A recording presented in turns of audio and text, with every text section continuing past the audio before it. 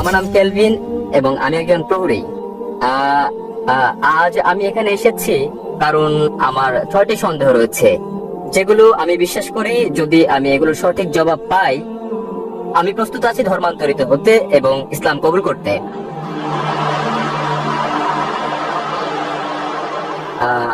আমার প্রথম প্রশ্ন দিয়ে শুরু করি, তা হচ্ছে আমি কিভাবে জানবো ইসলাম হচ্ছে সঠিক পথ ইবাদতের? এবং আমি আমি এই প্রশ্নের পর আমি দ্বিতীয় প্রশ্ন করব, যা হচ্ছে এরকম, আমি কিভাবে জানবো যে বাণী প্রচার করছি তা ঈশ্বরের কাছে যাচ্ছে? ওকে।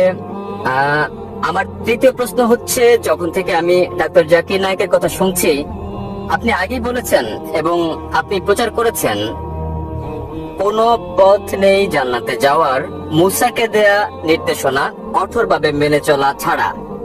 বর্তমান বিশ্বে মিডিয়ার সঙ্গে চ্যালেঞ্জ রয়েছে, আমাদের জীবনে যা আসে তা সবটাই আপনি জানেন। বর্তমান দিনে কিভাবে আমরা এই নিয়ম মেনে চলি এবং ঈশ্বর কি আপনাকে ক্ষমা করবেন যদি আপনি বারংবার ভুল করেন ও ক্ষমা চান?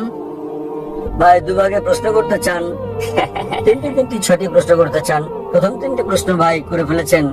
কেমন করে আমি জানবো যে ইসলামে ইবাদত করা সঠিক? এটা বোঝা যেতে পারে ইসলামে কিভাবে আমরা ইবাদত করি সেটা কি ঠিক, অথবা এটা বোঝাতে পারেন যে ইসলাম কি সঠিক ধর্ম। আপনি কি বোঝাতে চান? আপনি জানতে চান কোনটা ইসলামের ইবাদতের ধারণা সম্পর্কে, সেটা কি ঠিক নাকি ইসলাম কি ইবাদতের জন্য সঠিক ধর্ম?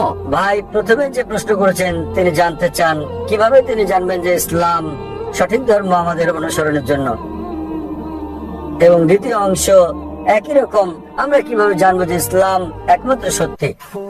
Yes sir.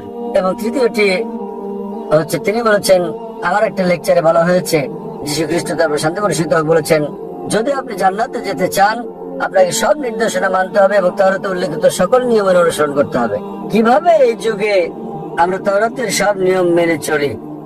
আমি চেষ্টা করব প্রথম দুটো প্রশ্নের জবাব একসঙ্গে দিতে। কি করে আপনি জানবেন যে ইসলাম সঠিক ধর্ম ইবাদতের জন্য, এবং কি করে আপনি জানবেন যে ইসলাম একমাত্র সত্যি? ইসলাম এসেছে আরবি শব্দ সালাম থেকে, যার মানে শান্তি। এটা আরো এসেছে আরবি শব্দ সিলম থেকে, যার মানে আল্লাহর কাছে নিজের ইচ্ছাকে সমর্পণ করা।